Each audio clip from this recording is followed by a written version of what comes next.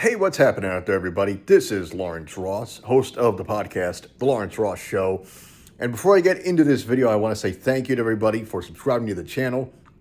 I'm currently at 300 subscribers, so thank you, everybody. And a while back, I promised that when I would hit 300 subscribers, I would tell you about how I've dealt with ableism in my life. I got some stories about that. Now, I'm not talking about ableism as it's represented in media, like in South Park where Cartman fakes being mentally dumb to be on the Special Olympics, or on, say, Family Guy when Peter finds out that he's mentally deficient, or in the times in which he has abused Joe. Not talking about those experiences, because those are based on fictionalized shows, and I enjoy both those shows. I get a good laugh out of them. But this is where it's not really all that funny, really. This is true life stories, as it were. So with all that in mind, I got a couple stories I'd like to spin for you. Let's go chronologically along the timeline. Here we go. When I was in ninth grade, this goes back to 2002, I had an English teacher. And I'm just going to come right out, I'm going to say her name. The name of the teacher was Miss Lee. I don't know if she's watching right now, but let me tell you about this individual. So earlier in the year, we had to do a report, and we had to include pictures within the report. And her rule was that they could not be from the computer. They had to be either hand-drawn or clipped from a magazine. Now, this is 2002. So you'd figure maybe we could use Microsoft Word Art or Microsoft Clip Art. Nope, not in her world. So I turned in this project, no pictures, like nothing, like no pictures, just like a description. And so then a couple months go by, and we're doing a poetry book. Write your own poetry and include pictures, and they got to be, again, either hand-drawn or clipped from a magazine. They can't be computer-generated. They can't be from the internet. So I'd sit down with my folks and I say, okay, well, listen, we know what happened last time with the last thing. How about if we do a modification where I simply ask if I'm able to put at the bottom of the thing, here's what I would put if I would draw. And everyone's like, yeah, okay, that's a good idea. That'll work. And so we talked it out. And I go in there the following day. It was a Thursday. I'll never forget the day. Thursday, November 14th, 2002. We just got done doing the daily oral language exercise, whatever that was.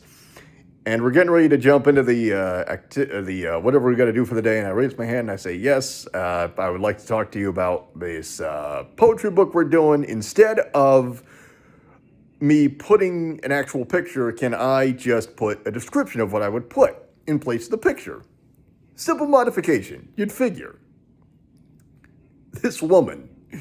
Now, this is an English teacher, mind you. This is a teacher, someone who's been entrusted to educate the next generation in front of a class of, I'd say, about 25, 30 students. Her exact words, no, get your mommy to help you. Class goes dead silent. Like, everyone was pretty much giving her like the 1,000-yard stare, like, ooh, you probably should not have said that.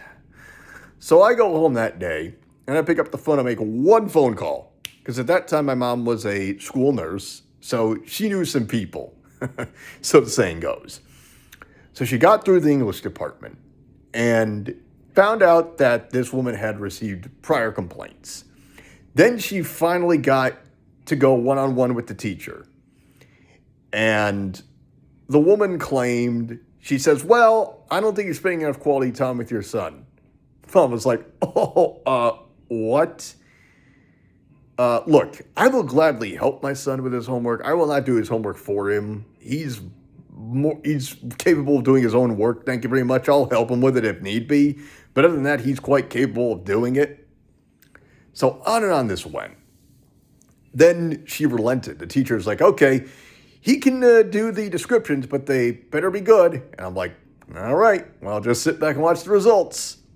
So then 8 days later, right before the Thanksgiving holiday, we get done doing our daily oral language exercises, whatever it was, and gets in front of the class. She says, okay, I need to talk to everybody about something that's very serious. In this class, we have 11 Fs, 1 A. That's where one dude off to the right goes, yeah, Lawrence.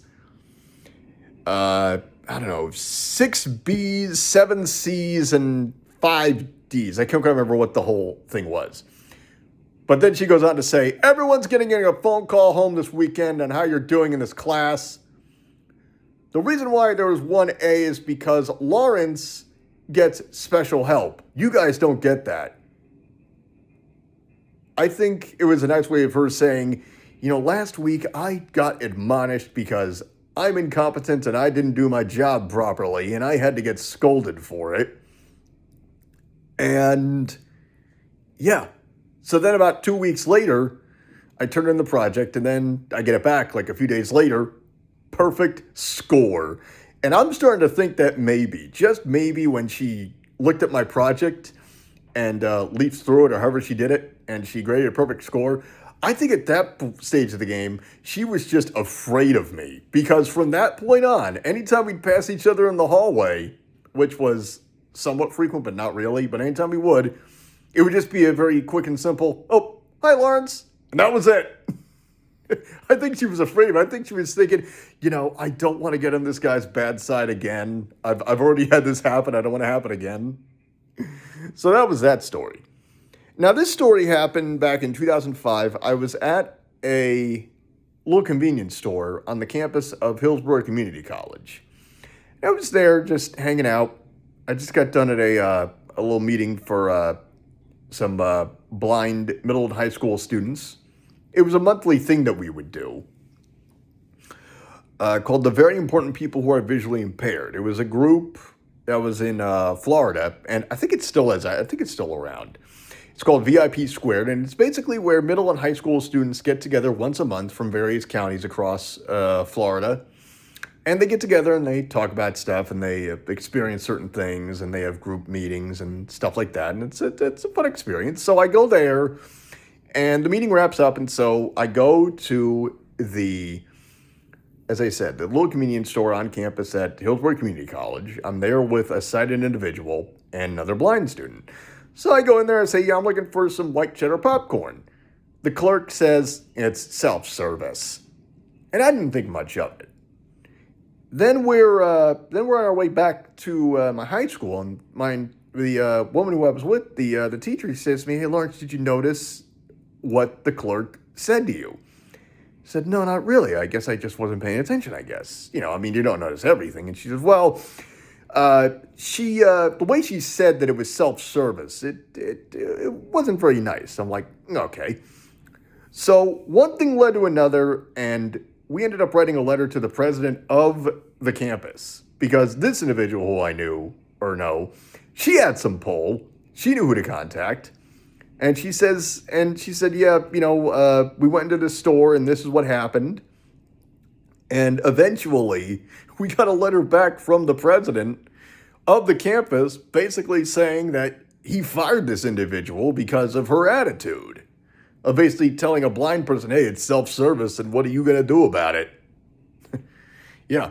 I mean, the technology that we have today is a little different. So, but I mean, still, it's the overall attitudes that people have. That's a real big problem. I got 2 more stories. Now, this one is from my work experience. From 2017 to 2023, I worked at an office supply store on a military base in Leavenworth, Kansas. And it was for a while, it was a fun job, but then over time, it got very stale. It was very tedious, and there really wasn't a lot of chances for opportunity. Nothing really was exciting about it. It was a dead-end job, basically. And my superior at the time, who I've heard no longer works there, she quit. This woman, she was not exactly what you would call an ideal individual who I think should have been in a managerial position, if that makes sense. She would often yell at the staff, not like as a group, but like individually. She'd get on them for stuff, and she would have the tendency to talk endlessly with customers and clients and whatnot. And then as soon as the door was closed, she would go, "Oh, why do I have so much work?" And so she was that kind of individual. So one day I was kind of, I don't know, I was kind of lagging or something. I don't know. I had a bit of an off day, you know. I mean, it happens. It happens with everybody, you know. Even LeBron James can't make the jump shot every night, you know. So I was in the middle of one of my off days, and she pulls me aside. She starts talking to me. Then she drops this on me. She goes, "Have you been tested for autism?" And in the back of mine, I'm going, "What?" And one part of me is like, okay, consider yourself lucky that I am not the kind of guy who will turn around and write a strongly worded email to your superior about this.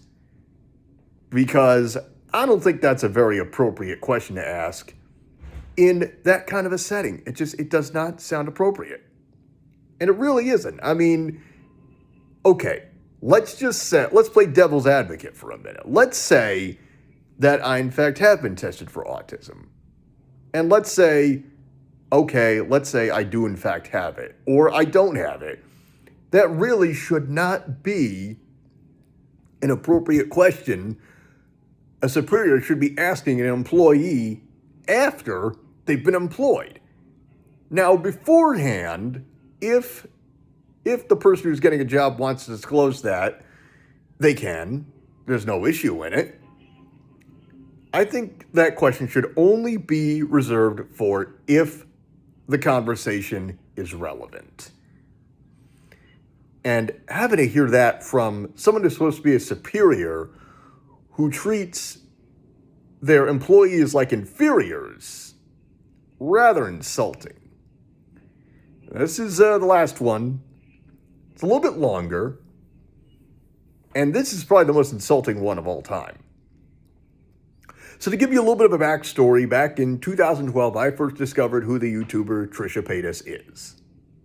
And I happen to enjoy her content. I know that there's a lot of people on YouTube who don't like what she does. I get it. I understand that completely. I get it. You know, it's just, you know, you gotta take the good with the bad. And over the years, I was watching her stuff and really enjoying it. And then one day she announced that she was going on tour. And at that time, I was living in Kansas, and I was thinking, okay, well, look, if the tour goes good, then maybe she'll do another tour, and maybe she'll come to Kansas. Well, I got tickets to go to her show in Denver because I happened to be in Colorado at the same time that she would be there. So go to the show with my friend and met Trisha and her mom, had a great time, very sweet, very kind, very, very encouraging, very very sweet. And then we met up again when she in fact did go to Kansas, and we had a great time again. Again, it was very pleasant, very pleasurable. She was very sweet, very nice, very supportive, very encouraging, and just on and on it goes. And so cut to early 2020. I'm on Twitter one night, and I got a notification saying that someone liked one of my tweets. And I think it was one of my tweets I sent to Trisha, maybe just like a simple, maybe it was probably just simple, hey, Happy New Year to @Trisha Paytas, that sort of a thing. So I start following this individual because we have that commonality. It's like, hey, thanks for liking my Trisha tweet. Hey, no problem. So we go back and forth. It's all good. And it's civil. It's, you know, we're getting along like a house on fire. It's a good thing. It's good. There's no problems at all. No bumps in the road yet. Then November rolls around, and I start seeing posts from her where she's talking about a traumatic experience she experienced with an Uber driver, where she claimed that she was physically assaulted and also and also just put in a very uncomfortable position. And she claimed that she was left behind by her Uber driver in Trisha Paytas merchandise, and that she was physically assaulted and also assaulted in other ways that I can't mention on this platform, or else I will more than likely get demonetized.